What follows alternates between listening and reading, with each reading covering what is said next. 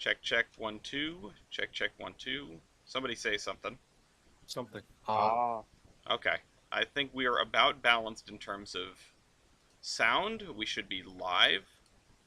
I'm going to share the stream link and uh, ping the good people of the server, to let everyone know that we have started, and then I will say welcome everyone to the 261st episode of the Terminus podcast. This is radio show number 4. I've been kept up with the numbering from the first time. Hello, comrades. I'm your host, Ellis, otherwise known as the Admiral. With me, I have 2.5 people because hello. uh, because one of them has been very wishy-washy on whether they're actually going to stay here for the podcast or not. But we Well, will now find that the out. podcast has started, I still want to continue the discussion on why is Essex spelled without the E? What do you mean? It's spelled with the E. It's spelled with the E. What? It got stolen by the big E. That's why it's just It's Essex. true. It's just the big E now. My pronouns are he, him, and we'll go down the line. Is the order in I- Discord the same for everyone? Well, I'm first in Discord, so I assume not. No, you are for me too. Oh, probably because I started the event then. Teehee. Okay, then you go. Hi, I'm East. I can't think of anything funnier to say. He, him. Okay. Next up should I be. am. There you go. I am Bender. Hello. I also have not. Oh, you know what? No, C-58s are the best locomotive possibly ever developed, except for the C-63. He, him. Incredibly loud and correct, Buzzer. Wrong. Yeah, you're wrong. Just like Next, It's like TJ. I'm eating some bread. the bread person. I had to test out my my chicken flavoring, so I had to dip the bread in the crock pot and eat it right when I Is it- worked my production started. We've Yeah, by taken the way, the half person wasn't referring 23 to me, by the way. 23 minutes from the time that we were supposed to start the show to now. This is going really well, and I was just saying how much more smoothly the live version has tended to go. Oh well, But- I was eating the bread with the sauce before the show started too. 23 minutes of eating the bread with the sauce. You know what? This is fine though, One because just I've really I've large been piece of wondering bread. how to do terminations in the new Yeah, it's format called of a the loaf. show. And I think this is a better way to do it. We'll just do more thorough introductions. Everyone gets the floor for a little bit, and then we go from there. Now, the floor is open to everyone, of course. This is a show where we talk about trains and train news and train adjacent news. So if anyone out there in the audience, out there in the world, would like to be a part of our show and bring a piece of news to discuss, you're welcome to join us at theironhorseman.com/discord. If you're already a member of our Discord, you can jump in right now and bring us a piece of news. Until we do get a piece of news, well, we can jump into actually something that is a bit of a hybrid. Oh right, no, we've got to do the mantle, of course. The mantle of responsibility, the Rex in the past week since the last show. We've had three incidents. The first one was on the 11th of November, it was the 19th of November, which involved a flaming BNSF train. I mean, it's just a turbo that appears to have blown and is, it's a little bit, there's more flames coming out of the locomotive than are supposed to come out of the locomotive. But this is what passes as an incident these days. If you know of a train wreck, you can join our Discord and put it in the Terminus news channel, and it will be covered in this portion. We still don't have a wreck from everyone, so we don't know who the mantle belongs to, although the last time it was given out, it was given to Canadian National. CPKC,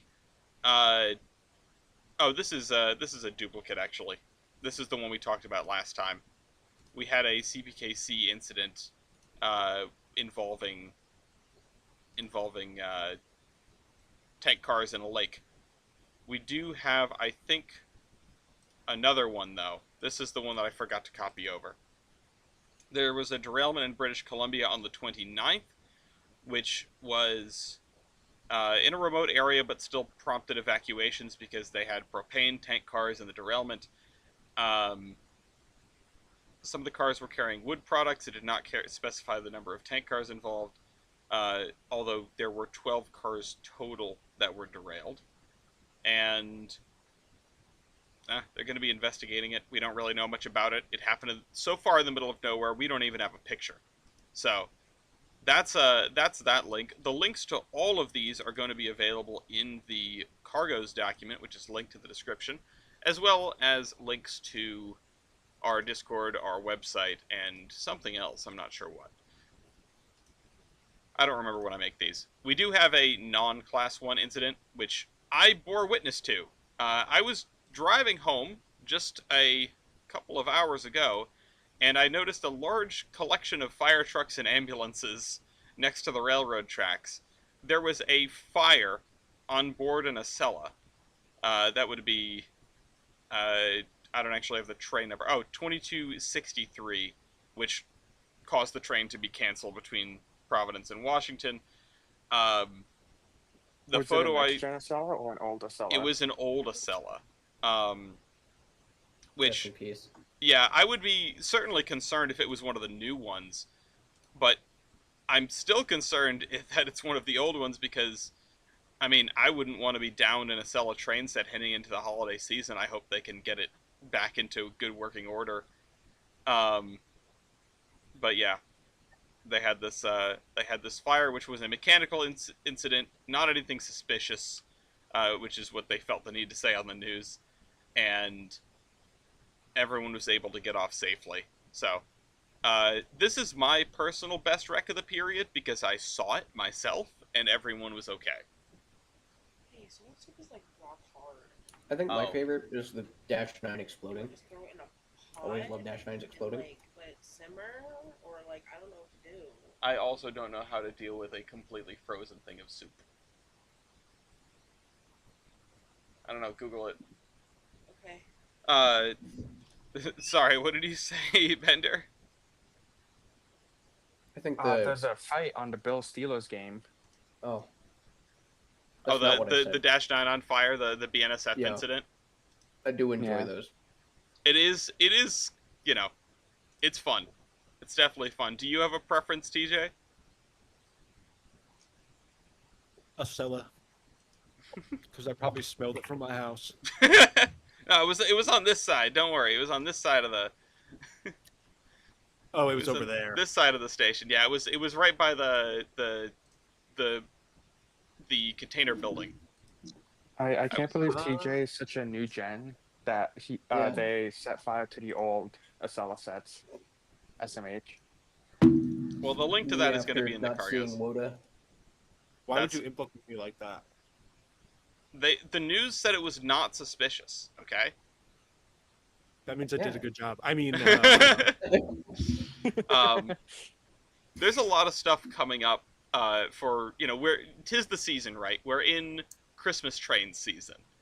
I'm going to the Valley Railroad's Christmas train in less than a month. Actually, East, is your museum doing Christmas trains? Yes, with an asterisk. Of the asterisks, I don't know. I assume so, considering we do one every year. But I haven't been to the museum to like look around stuff for like a month or so. So I haven't actually seen if we put flyers up or anything like that. All I know is we have the train show next weekend. This weekend. Next Ooh. weekend. It's Sunday. So would it be next? It would be next weekend, because this weekend would imply today still.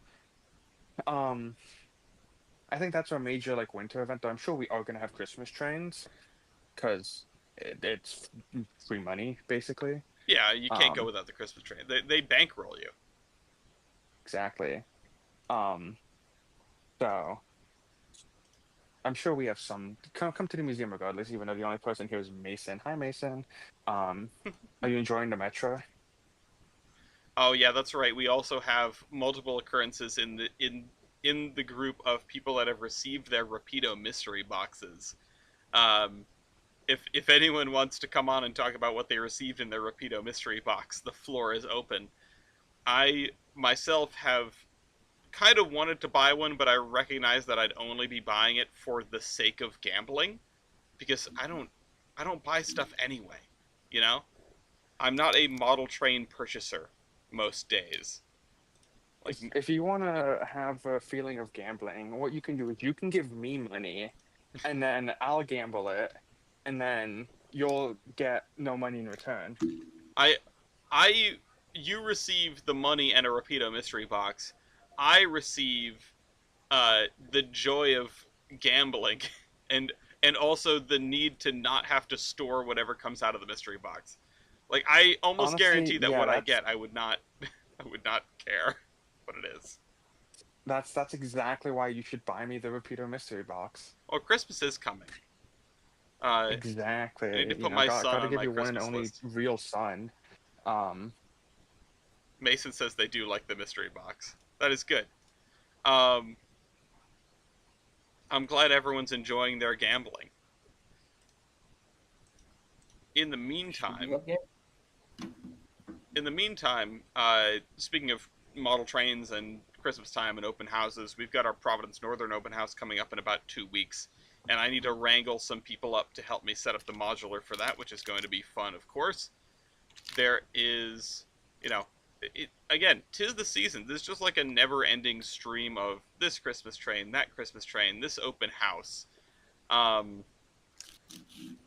I don't know if we talked about the NEB&W on the show last time, maybe when Mew was here, but, speaking of model railroads, the New England, Berkshire, and Western, which was the model railroad club of my alma mater, is effectively, like, donezo. I mean, the club perseveres, but the layout is getting parted out. There's no longer a place to store it, and the college is not interested in sort of keeping a place to store it. It's not getting put back together. Everything is getting sold off. The club has moved on to doing like a modular N scale layout, I think, something like that. Based. are you gonna try and get a part of the layout? I thought about it. I mean, there are so many people that want parts of this layout, right? Like an Yes, outrageous the number of Dolphins won. people. I put in for an RS3 and a couple of pieces of rolling stock. Like I said, I want like one thing that says NEB&W on it. Ideally, I was aiming for like a combine or a baggage car or something that I could throw into like a Pullman. Something that I could throw into like a longer consist that I could pull behind my T1 or something I could pull behind my Mogul and my 440 that wouldn't look like weird and out of place. But I don't know what I'm going to get. And the RS3 was because I have a lot of fond memories of those things. The scheme is inspired by the Rutland, which in turn inspired the Volga Mountains Railroad scheme on Tolbrand. So I would love to have that. Again, if for no other reason than, I have something that says NEB&W on it now. Obviously, you should have gotten a Berkshire. I don't know if Why? So I can scrap it? I don't know Yes. if we had any. So you say that. I can't Really? remember having Berks. But Berkshire is in the Do name. you have any Obviously, you must have photos had of what some. the stuff looked like? I have. Somebody is calling me. Really? This is not a good time. It's me. Ellis, I can't believe you're disputing the piece on the podcast, SMH. I know. Yeah. I know. Shame on me. I would never do such a thing. You know what's funny? I just closed out the tabs of all the stuff. Let me see if I can go find it. Someone else should take the reins here, talk about a piece of news or something while I go digging, because it's a lot of. I would love to sift through the photos here on the show. I think everyone would get some mileage out of that. I think we would, yeah. Yeah, guess and I'll I mean, talk now that about I have the chance to roast Bender, I'm gonna go ahead and take it. Okay. You did not give The Detective Is Already Dead the shot it deserves. I really didn't. But you also have watched at least 2 things without me at this point. Actually, combined. Okay, but I'm counting When I one, said take the and reins, then I meant Tyler something Dunyan. train Okay. related. Moggy Brilliant Park, I will admit, Moggy Brilliant Park was entirely my fault, but you were the one who said you weren't interested in The Detective Is Already Dead. Yeah, okay, that one I don't care.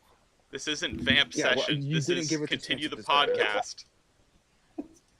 podcast. It is extremely good. Let me tell you. Like again, it does take a couple episodes to get going, but let me tell you, dude, the lore in the story makes it so good. And there's just one scene in the last episode that made me literally so like giddy, dude.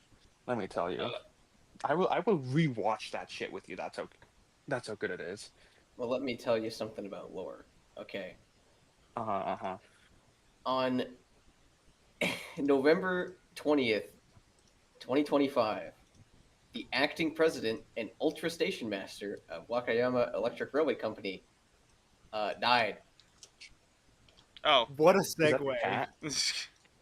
I think that is the cat. Yeah, Yeah, R.I.P. the cat. they were. So now what? Do they get another cat? Also, do we have a link for that I can put in the? Yeah. Yeah, Link in please, here. There please was put a that link, in the.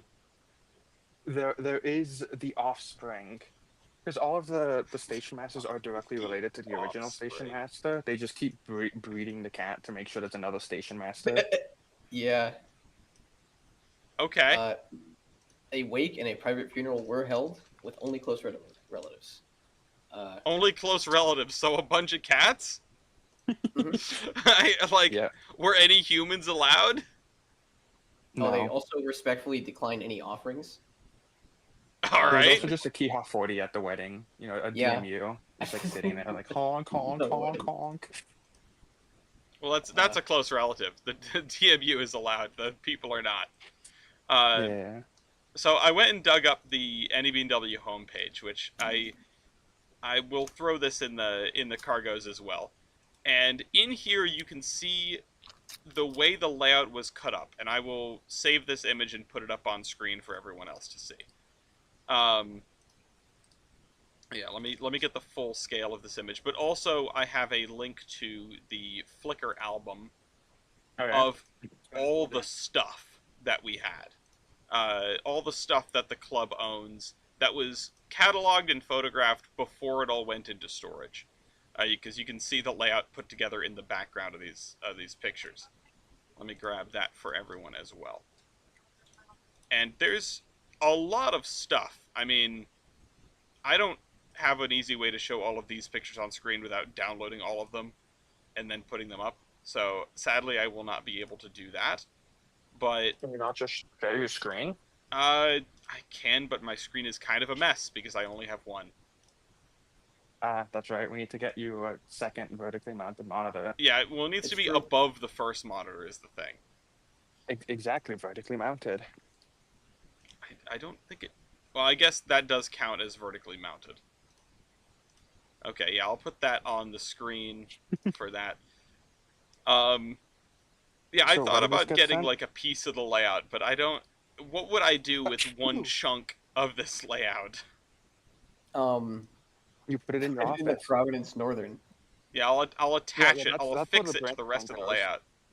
That will just like nuke the layout entirely, unfortunately. Anyway. Make the Yeah, base no, with the that's- NEB&W, and then I wonder if you could actually That's fit what Lake this. Temelio is for. My Lake favorite Temelio is NN for like sailing to get to the EP&W or whatever it is. My favorite NEB&W locomotive is Union Pacific 844 on slide 55. Where did these get sent? Because I can't find the link. Oh, In the chat. because you didn't, because, alright, hold on. Let me I don't even see where to request Let me like add permission for the. Oh, okay, because I didn't have to roll. Yeah, you didn't have the role because you were like, nah, I'm just gonna come in and clown on Bender and then leave. If you had Yeah. Well, I said mean- from the start, yeah, I'm here for this podcast, I would have given you the role and you would have been A-okay. To be fair, I didn't think I would still be in here. I thought I would already be gone by now, but I've been given tasks to do that don't require me to speak, so I can. No, I don't want to fuck ads. Why? I don't know where, I don't want to know where that's going. Green chilling, don't worry. But, yeah, hold on, let me see if I can do this. He loves generative AI. It's okay. I will bring up the screen for this. Oh, right. Now it's hidden by the Terminus slideshow, which I put in front of everything. So here's the compendium of everything. What box did you say 844 was in? And no, we had 55. Box 55. Oh, yeah, we had a lot of stuff. It's first one on the second page. Oh, it is? Oh Okay. yeah, there's 844. How do we... Alright, I wonder if anybody put in for that. Also, On- I don't Well, know if someone that did. has Thing all looks of its ancient. wheels. It looks like it does not. It really doesn't. I don't know what in the foreground has no wheels, but that Niagara is also completely toasted. Yeah, I mean, yeah. There's nothing They're- there. I like They these were all 10-wheelers, though. 844 as if it was 838. Yeah. 844 in 3 years when they have to switch the number plates around so nobody notices. Yeah, the great switcheroo. Yeah. There is an NEB&W Northern in box 63. It's the only thing in box 63. I did see that, and I think it's like I don't know what design it is, but it's vaguely interesting. We definitely bastardized some things. There were some kit bashes through the years. One of the things that, like, I feel bad about losing this layout. I mean, obviously, because it was a layout that I had a connection to. It's a club that I was a part of. It was an absolutely beautiful railroad and was featured in Model Railroader multiple times, on the cover multiple times. But the reason it was on the cover so many times is because it's been around for a really long time. This layout is at least 30 years old. And, like, while it's a shame to lose it for the historical value and all the work that went into the scenery, it wasn't... It was kind of a pain to run when I was there, and I'm sure the years following that, like the handful of them, were not super kind to it. And so, like, it always sucks to have to start over from something like this, but I'm not convinced that if the layout had been retained or reconstructed in some way, they wouldn't have had to functionally rip the whole thing down and rebuild it anyway. At least that's what I'm telling myself to make myself feel less bad about the layout going out Well, to pieces. don't worry. You can also tell yourself that they're switching to the better scale. Hmm? The N in N scale stands for not the better scale. Yeah, it stands for nah. Nah. Yeah, one of these RS3s in box 51. I would love to have one of those. I don't need one with sound either. The ones without sound were the better runners, and I can ask someone very nicely to put sound in it, and also pay them. Is his name Jada? By chance? That's maybe not. Hmm. So the way I was looking at the boxes is it do you get the whole box or do you just get one thing from the box? You can select individual things from the boxes. Mhm. The boxes are just labeled for the sake of identification. You know. So is it just like you pick something and then like if no one else picks it you get it and if someone else picks it it's like gambling? Yeah, I guess so. Yeah, this is my Rapido mystery box right here. For free. Except I don't think it's going to be free, but it's free for East. Of course, East isn't for getting me. anything out of it, but you know. Oh.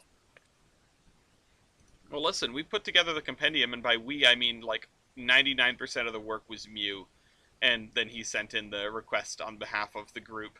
And I haven't heard anything about that yet. I wonder if it just disappeared into the ether or what. So The group for requesting the club stuff or something else? no, as in the Iron Horseman. Oh. We put in via Mew the request to the NEB&W people. Like, this is So what we who want. else put in stuff? Who else put in stuff? I don't actually know. I know I did. I know Mew did. I know a handful of other people did. I don't know how many people. In the horseman? Yeah, I wasn't there for all the conversations, which is Oh, why I didn't can't take realize credit we for had any so of this. many graduates from your alma mater. No, but we're gaming the system, I think. Because we're Well, doing it via Mew. Like, Mew is putting in because he has the strongest connection to everyone who's doing this, and also to the club and etc. And then he's going to sort of part out stuff for us. Is that strictly against the rules? I don't know. But nobody watches the show anyway, so they won't find out. I'm actually gonna email the link right now to what I don't even remember the name of the plot, but I keep thinking it's the EPNSW, but that's like not the correct thing. That is No, not that's right. very much not the correct thing. We've also got to continue on the model thing. We've got the Rapido HO scale Alco C424s and C425s. Garbage is completely full. What's completely full? The garbage. Yes. Oh. The new amount of model trains I got. Oh, okay. True. Is it garbage because they're all in scale? No, it's garbage because my dad told me to go take out the garbage, and I'm like, I already did that. Oh. No, I got a lot of new trains. You did? Uh-oh. Yes, where's the Terminus podcast? Did you There it have is. nothing else to So, do but order trains while you were on the boat? Yeah, he started depression buying. Functionally, yes. Okay, fair enough. The reason I brought up the Rapido Alcos is they're not making a Delaware Lackawanna scheme, and that's very upsetting. I still think it has something to do with the other DNLW schemes they did not selling well. I mean, that's very fair. I'm just, I think it's something to be salty about anyway. Are they going to do them in? Are they doing them in NDM? Because they were See, originally. Question. Yes, I think. I want to see the I full think the other list. thing is there's like a surprising amount of NDM foamers. Like there's probably more NDM foamers than there are Delaware Lackawanna foamers. Well, that's fair considering it's like a whole country. Yeah. Diesel locomotives, items 1 through 12 of 122. That's a lot of options. Honestly, that is Bro, it's been a lot of options. Bell Railway of Chicago, Erie Lackawanna, D&H, my beloved, SPNS, BN, New Haven. Oh wow, New Haven in the three stripe scheme. That's really something. I will. I've also added a link to this if people want to take a look at that. So, East, I see that you have purchased some things and that they are not, they're not Japanese, which is surprising. You can blame Donald Trump for that one. Oh, the import, the tariffs are getting you. Yeah, I'm not buying, a locomotive for $200-300 and then paying another $100 on top of that for tariffs. No, thank you. Understandable. Which is why, unfortunately, I've been forced back into modeling, American stuff, which is nowhere near me. No, so Nowhere near you. as Yeah. I've told Nick, I have decided to kind of shift my modeling focus a bit temporarily, simply because of Athearn and scale trains to modern Santa Fe. And when I mean modern Santa Fe, I mean modern Santa Fe, not 90s Santa Fe. Okay. Because it's both it's kind of both in my kind of fictional-esque lore, but like not really. Like in Cheeto lore, the mega merges happen a little later than they do in real life. In like 2008, when everything goes to shit, that's when they merge instead, roughly. Instead of in 1996. But also in MPL lore, the mega merges out west never happen. So I've kind of adopted that in my own way, in which I have bought these two SD75s, and I bought the correct PTC array that they would have in real life, because BNSF is still roughly segmented into BN and SF managements. Hmm. But Santa Fe kind of owns everything, quote unquote. And so PTC installed on all the Santa Fe engines was typically done by Santa Fe crews. And, you know, kind of the choice between what PTC type is used and stuff kind of depends on, I can't think of the English word for it, but like the ward that the engine would be stationed at, the division, I guess. So Santa Fe shops would stylize the PTC in that specific way versus like a BN shop in Seattle would stylize it slightly differently. Okay. So I've bought the correct additional parts to stylize these as the real units are on BNSF. Uh, Kind of as a way of like, this is more than likely how it would have been done with the Santa Fe, with the GPS domes, the PTC array, and stuff like that. Because Athearn has announced uh, fictional modern run of Santa Fe SD70 Aces, Oh, which are probably my favorite modern diesel locomotive. I say modern, quote unquote, because they were built in the 90s, but womp womp. Um, within our lifetimes, vaguely. Vaguely, yeah. And then Scale Trained, vaguely after that, announced a run of proto fictional Santa Fe Givos. Okay. And then at the same time, someone I know from the club was selling a pair, a Santa Fe B40-8W and a Santa Fe C44-9W, for very cheap. Picked up both of those. So, everything's in war bonnet. So I now modeled roughly the Santa Fe from 1927 or something like that, 1928. I don't know when the Mikados were built, up until modern day, Wow. which is Cool. very interesting. All right. Is this photo of the two Santa Fe locomotives, is this a after your modifications or before your modifications? No, this is them like directly out of the box. I haven't done the Okay. modifications yet. I have the parts sitting in front of me, but I have not had the time. Well, what we need is a before and after comparison so that you can point out what you've got here, um, Yeah, or here. what you've done rather, and what it means. Especially for those of us, not that anyone here would be confused about what parts do what. Uh, Certainly not me, but Hmm. all right, I will. Uh, I'm gonna grab these photos and throw them up as well. Although I did want to do some. I did want to transition back into some more actual railroad news stuff. If you're listening to this and you have a piece of railroad news that you would like to share and discuss, you're welcome to join us right now at theironhorseman.com/discord.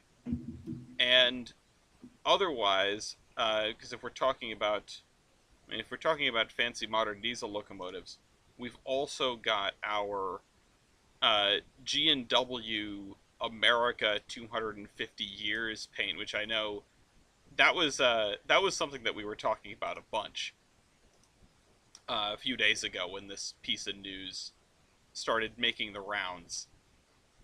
When this picture. So we will come back to that as soon as we talk about these last couple photos that you threw in here, East. If I can get them up on the screen. yeah. So the first photo is of the two other units. I had the -9 and the -8. The following photo is those two and an SP-9 I low-key kind of forgot I had. Looks like it's Um, missing something. yeah, it's my very first piece of HO equipment after getting back into the hobby. It's from one of those Kato starter sets. And I took it apart to DCC it, and I never got around to buying the decoder. So it's, been sitting in two pieces. The frame and stuff is in the box and on a shelf, and then the body has just been in a display cabinet. But like hidden behind my Saturn V rocket, so I like low-key kind of forgot about it. Um, POV, you have a mod and rolling line that no one else has. yeah. And then the other two units is I finally got one of my white whales, which is the Seawood Coastline Bicentennial. Oh yeah, and that is actually a great jumping off point to talk about this heritable, which I'm Uh-huh. again trying to get up on I screen planned here. it methodically. Yeah, I know you were, way ahead of us here. All part of my master plan. Oh, can I open the image And in browser and then save it, please? Thank you. And while you quickly do that, I also got all of the other Amtrak stuff because I saw someone selling it for relatively cheap, and I was like, And then I messaged Ryan, should I do it? And of course, Ryan, and being Ryan, said yes, do it. And so I now have a Amtrak train in a box. Ryan, the vigorous enabler.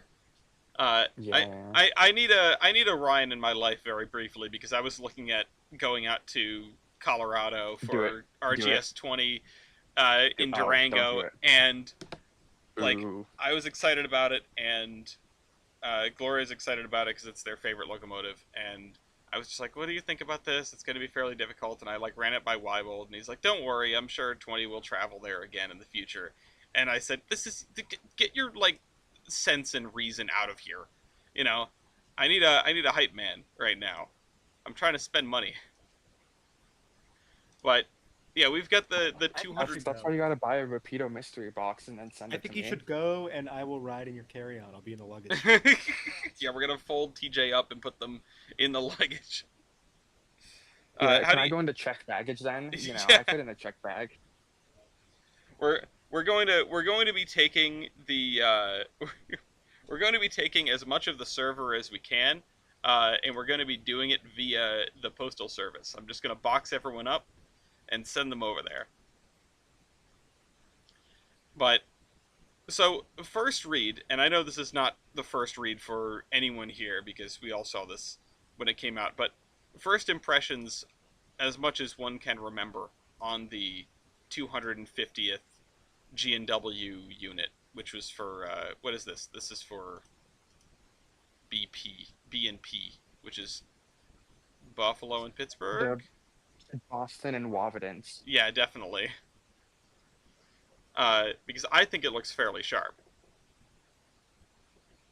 It's definitely not the The worst one anybody has come out with. That is it's true. the dark blue one looks really good. Yes, yeah, that's the one I'm thinking of. The baby blue one could use a little bit of assistance. The baby Putting blue it one I lightly. just don't get. Oh, turn the camera. Let's go. It almost felt like it's like a concept art that accidentally made it to production. This is, let me see if I can find that one. Or does anyone have a picture they can grab of the other G&W 250th? Well, there's actually a third as well. There's a third? Yeah, it's Portland and Western um, G39. Remember the one Milky was talking about? Oh. I don't know. Yeah, I it's don't know if I on a saw that one. Santa Fe. It's the same paint scheme as the dark blue Gevo, but just on a GP39 instead. Oh, okay. Well, I like this paint scheme. I think the white nose with the blue works. I think the dark blue is a nice color. I like the Liberty Bell just as iconography. Like, I think that's a cool icon. Maybe if it's my inner Pennsylvanian talking, but still. No, I agree that the Liberty Bell is a very cool icon. It's one of the most like non-controversial American icons. Like no Yeah, I one's going to talk suppose. about the Liberty Bell and be like, "Oh my God, the Liberty Bell, ew." Did you know they made the Liberty Bell in Britain? That undercuts its significance. Ugh. Uh, Yeah, yeah, exactly. No, I see. I hate the Liberty Bell because it got cracked and I haven't. wow. Okay. Oh, I thought you were going a different direction with that. Unfortunately, I was wrong. I was gonna say, oh, it cracked it. It's weak. It didn't stand up.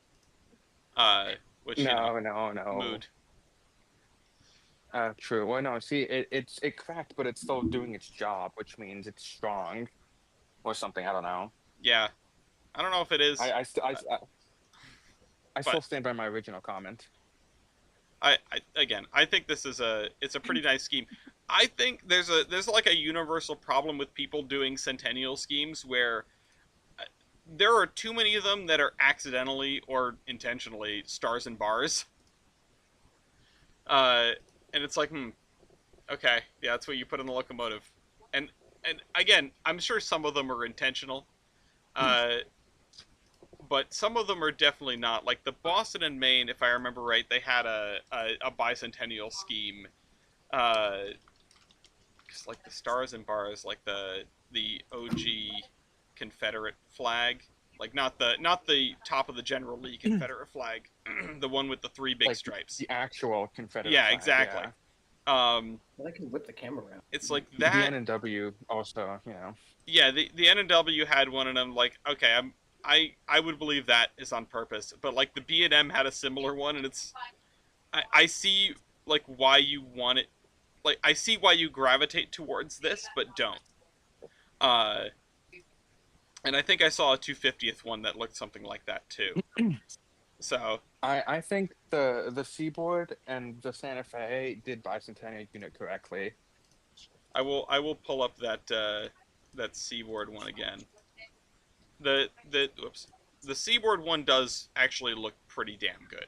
Like it's a little busy, and I think putting the seal is a very large and busy thing to put on a locomotive, but I think it works fairly well because it's sort of it fits right in the middle like the Mexican flag with its seal. Although I find the SCL logo off center on the front really goofy. Yeah, and then it's the SCL logo and the like US logo is both off-centered. That's really funny. Because it's like they're not equally off-centered from each other either. One is more off-centered than the other, as you can see. It's really funny. One is way off center. One is like way down out of the way. It just seems incorrect. Like you could have done a lot of things. Oh, and I totally forgot the reason that I was reminded of the NEB&W situation was there is uh, another New York State model railroad club that is currently A model train club in that. I didn't want to play the video. That is currently looking for a new home. So I'll throw a link to that as well in the cargos.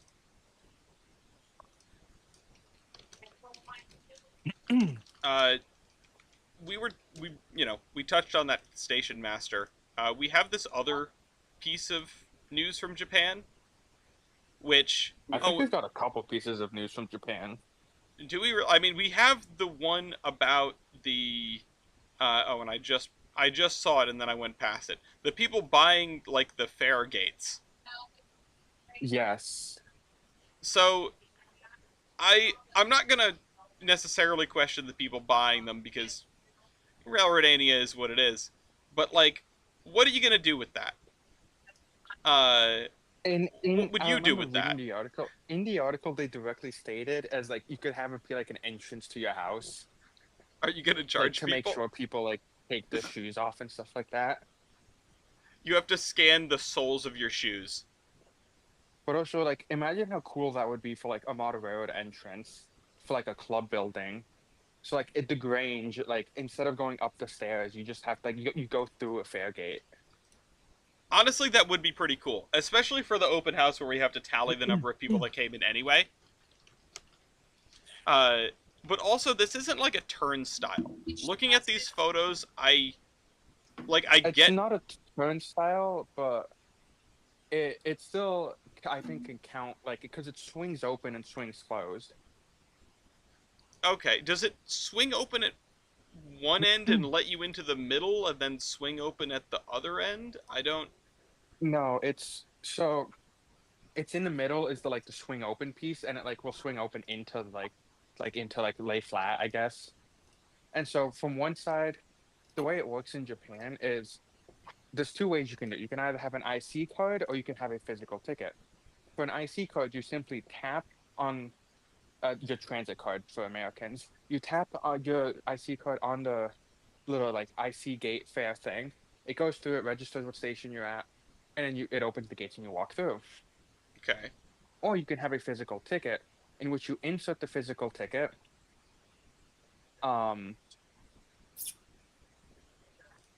And there's Aaron Rodgers just got sacked, and the Bills are going to return it for a fumble for a touchdown. Anyway, Holy crap. I'm and sharing it I'm will sharing my screen here because these photos are WebP, so OBS is not Nice. recognizing them. and it'll go scan the ticket, and depending on the system, it'll either give you your ticket back, but it'll mark it as scanned, so you like, or like it'll burn the ticket a bit, so you can't reuse it, or it'll just consume the ticket. Depends on the system, depends on the operator. The way the Shinkansen tickets work are actually different. You enter both your limited express ticket and your Shinkansen ticket. So the way that works is if you have a physical ticket, you buy the ticket, you get two tickets for one fare. The way that works is on the first time you enter the gate, it'll scan your ticket and take one of the tickets, the Shinkansen ticket, and then it'll take that and that one will get destroyed Hmm. or kept in the system for a tally. But then it gives you back the limited express ticket. That's the ticket you use to get out of the station at your next stop. So you Okay. go up to the machine and you do the same thing. You insert it in. The machine keeps the ticket, but that's how you get off, and that's how it knows that you're getting off at the station you paid for.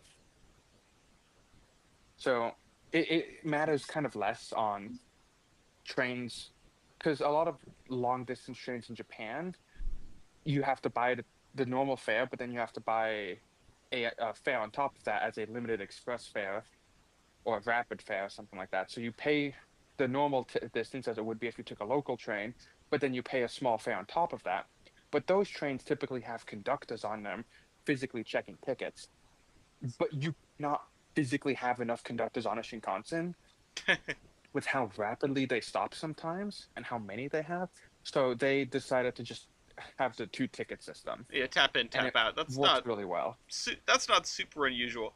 The part that's getting me is like, so the blue things move, right? Uh, Let me open the. I'm assuming the blue pieces are the pieces that move, but there are two sets of them, and they're at like the ends of the gate when I would expect them to be in the middle, and that's Hold why on, I have to I open the don't pin. understand how this gate works.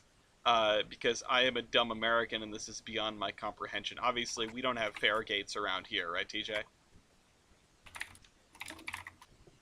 I think TJ's still eating bread. Um, A fair gate? What is that? yeah, exactly. What do they do? They keep you from getting on the train for free, as is one's right. Oh, okay. See, what I do when I go onto the subway is I keep my arm over the sensor for longer than it takes me for it to walk through. So if someone wants to run in and sneak through, they can. It's like holding the door. Nice. I love fair dodging. This just I don't. So, okay, so to my understanding, the way these work is you put your ticket in, it'll open the first gate, Yep.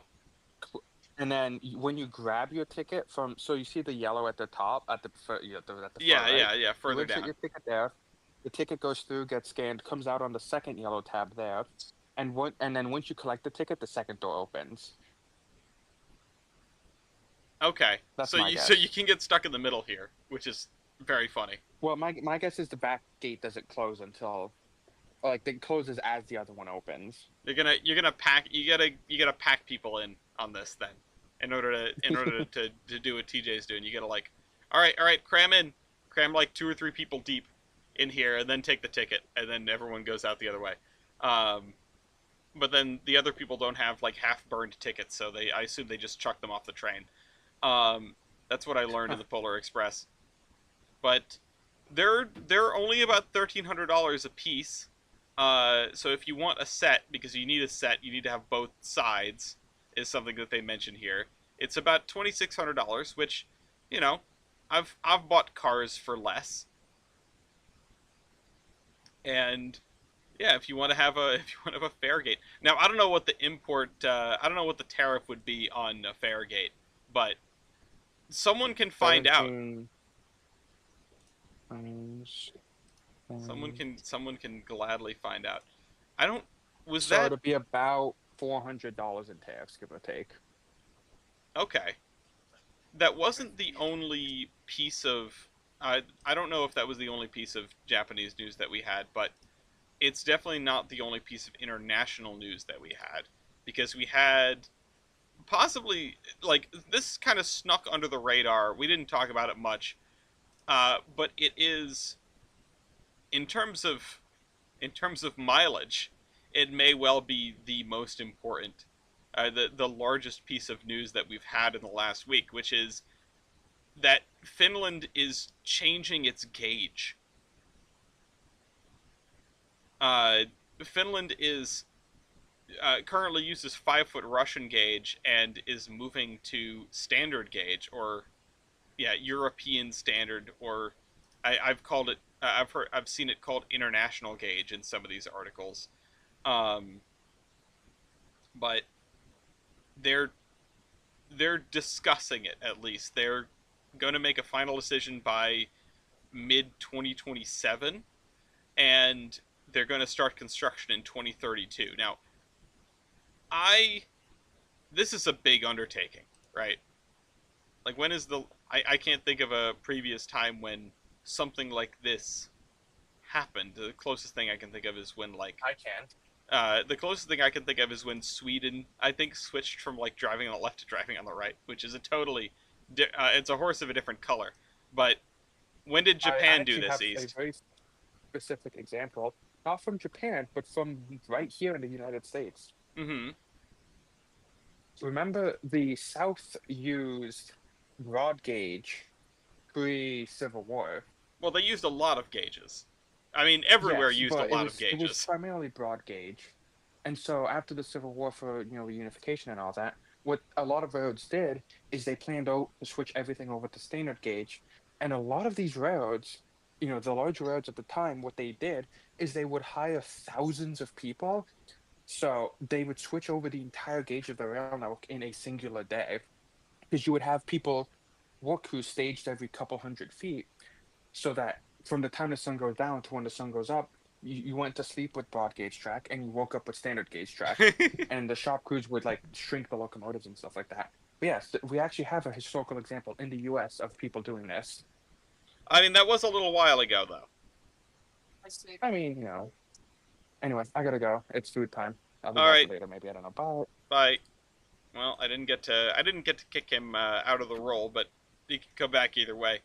Uh, if you out there have a news article you would like us to cover, even if we aren't currently airing, you can drop it in our Terminus news channel on the Discord, and we will come around to it when we do this, which appears to be, our time slot appears to be 5 p.m. on Sunday. I don't think this is going to stick around necessarily. It's kind of an awkward time. It's earlier than I would like to do it, but I'd also like to do it on a Saturday. But, here we go. We're here anyway. Let's see. What else do we have in our compendium of news? I've been leading the way quite a bit. Bender and TJ, is there anything that that you have seen in the news that you'd like to talk about? Not particularly. It's been a boring week, huh? That's what we get with the short week. Even the people who write the clickbait took Thursday and Friday off. But Yeah, Rapido's been apparently. busy. Everywhere Ever has been busy. Oh, here's another. Just so happens, here's another Stars and Bars unit. The Wheeling in Lake Erie. Again, I don't think they necessarily did this on purpose, but it seems to be what people fall into in terms of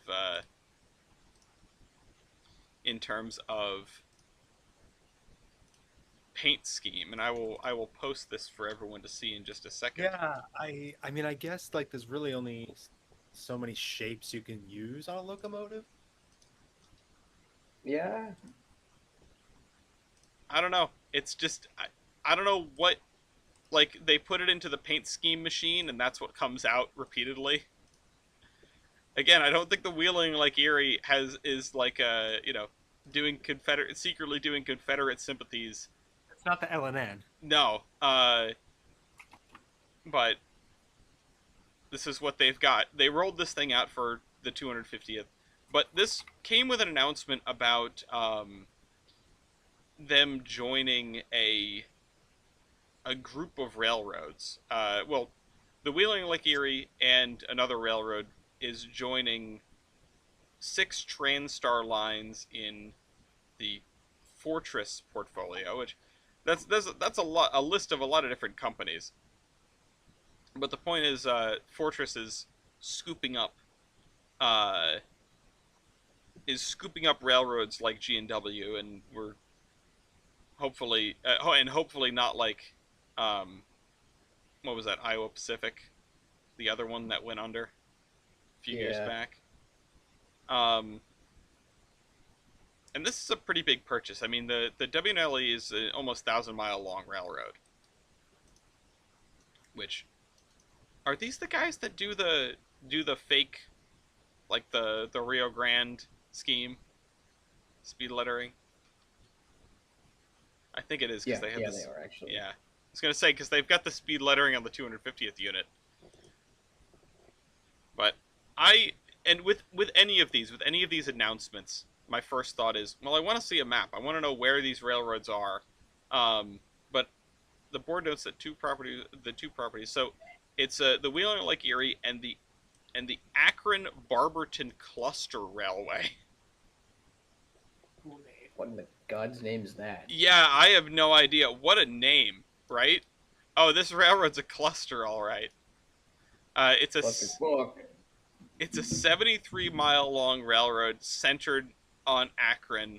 It goes down to Canton, and then it sort of stretches out to the east and west of Cuyahoga Falls and Akron, which is just kind of wild. It's also apparently it is or was a subsidiary of the Wheeling Lake Erie. So that's why it ended up in this purchase deal, because it's pretty small. Interesting. They have line to a General Electric factory. They purchased trackage rights to connect into the Canton area, which means that I probably saw this railroad recently.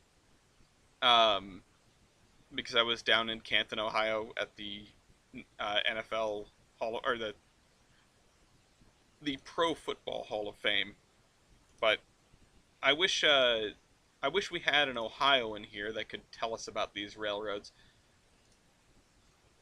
Instead, I am left to wonder what, if any, sort of consequences of this there will be. I mean, TJ,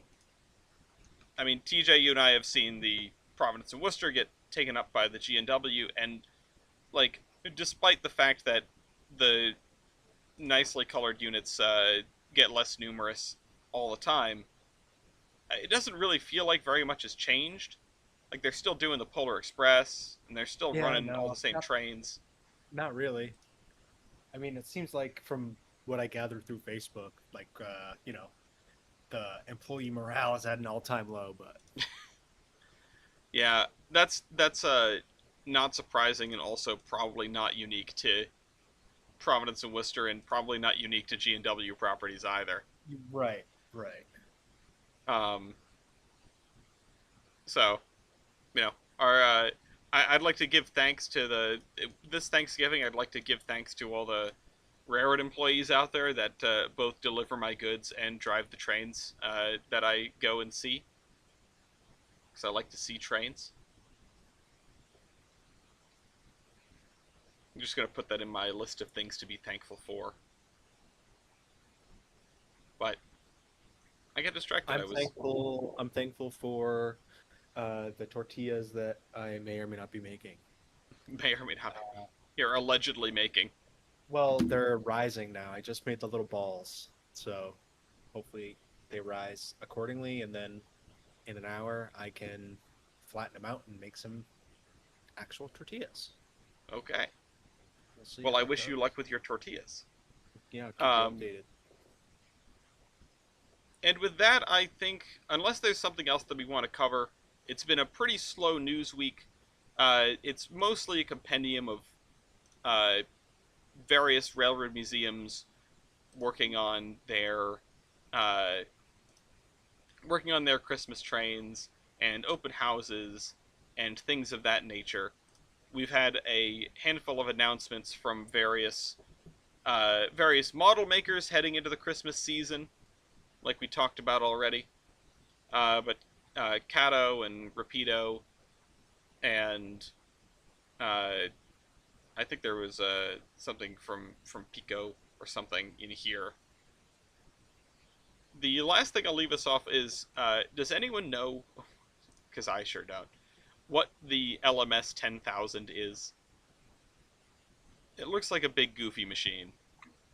I have no clue. The only thing that Oh. I really wanted to say about it was, Jesus Christ, the bogies on the 10,000 are so thin, it looks like you could ride them around like a skateboard. It's some sort of prototype diesel thing, I think. They were, according to Wikipedia, some of the first mainline diesel locomotives built in Great Britain. Okay. When was that? 1947. Oh, wow. Okay. That's funny, because we were talking about mainline diesels last episode, which, of course, led me to break out the CNJ 1000 on Rolling Line. More or less, these are like basically just before nationalization, as these were in the LMS at that time. How many of them were there? 2.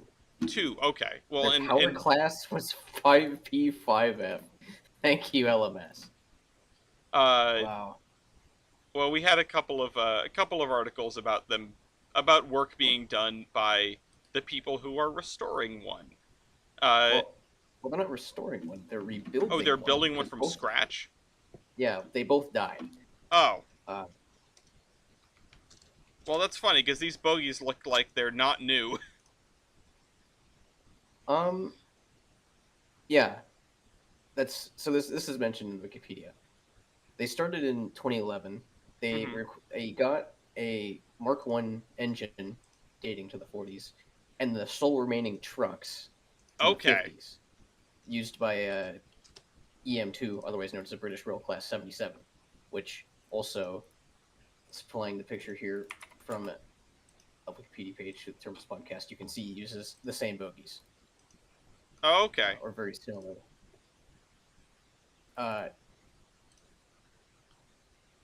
Okay. So I that's will very throw this interesting. thing up on screen as well. And they're 'cause- using a chassis from a Class 58, which was one of these guys, which are also abundant. they're okay.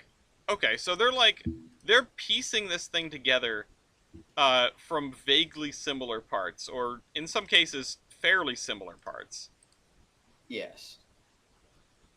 Oh, that's kind of fascinating. I had just thought, oh, it's they're working on they're working on a diesel. They're restoring a diesel. Interesting thing here, if you'd like to see a contemporary early British mainline diesel, here is the southern version. Why is it so like melted butter looking? Because it was designed by Bullied. Oh, you know what? You say that, and it makes perfect sense. Never forget the leader. All right, hold on. I will put the stick of melted butter up on screen for everyone to see. In this, you can barely tell there are bogies at all. And watch, you're going to say, well, that's because there are not, or something. Like, all 6 axles are just mounted directly to the frame. Something bizarre of that nature. Oh, shoot, I grabbed the same link twice instead of 2 separate links. Apparently the LMS thing, the 10,000s, were influenced by American design, contemporary. Interesting. Well, Well, they made it to the 60s, so, you know. American Good enough. design. I mean, I wonder what exactly they were pulling from in the 40s. I mean, I guess like an F, They like an kinda have- FT, right? If you look at it, they kind of have a bulldog nose a little bit. Which is vaguely interesting. I mean, a lot of British diesels later adopted, I say a lot, some of them later adopted the kind of cab practice here. I don't know what else they would have taken. It has a horn on the top. They got the air horn from the Milwaukee. C-axle trucks weren't common at that time. Yeah, I mean, Yeah, I don't know. are these C trucks? Are all the axles powered? yes. Okay. Yeah, that is kind of unusual. Fun fact: they are 1,600 horsepower. Okay. Well, maybe that's what they took. Maybe that's the cue that they took. British Cecils just kind of suck. Well, They were not that good until the EMD decided to give them good stuff. Andrew Reynolds in the chat says the company that bought the Wheeling owns the Union Railroad, which connects to them and operates the area in Pittsburgh. Going back to bicentennial units, I have stood on the ex-Milwaukee Road bicentennial unit, which is also ex-Pan Am, and it has a bust and piston rod. It hasn't really been touched in some time now, though. Where does that exist? That is at, Pat, it's down there in near where he goes. I believe he volunteers at that museum, actually. In Oklahoma? Yeah. Okay. There are pictures of the unit before they ripped it out of the scrapyard that it was sitting in. Oh. Rest in peace. It's also Pat's birthday. Happy birthday, Pat. Yeah, happy birthday, Pat. Mention. Get the shout out on the show just by sheer coincidence. Well, if there isn't anything else that we want to cover today, and there isn't anyone else champing at the bit to bring something in here. Oh, right. Sorry, there are multiple. There is a third homeless or potentially homeless model railroad club in New York State. If I had a nickel, I would have 15 cents, which is really a concerning number in this case. I'm putting all of these in the cargoes for anyone to look at. It's in Oklahoma City. All right, yeah. So that is the one.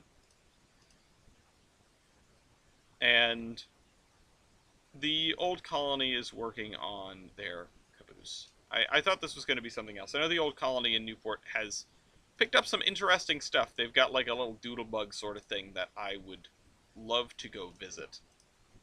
But, like anything, if you're hearing this and you think, oh, there's a thing that I would like them to talk about, you can join us.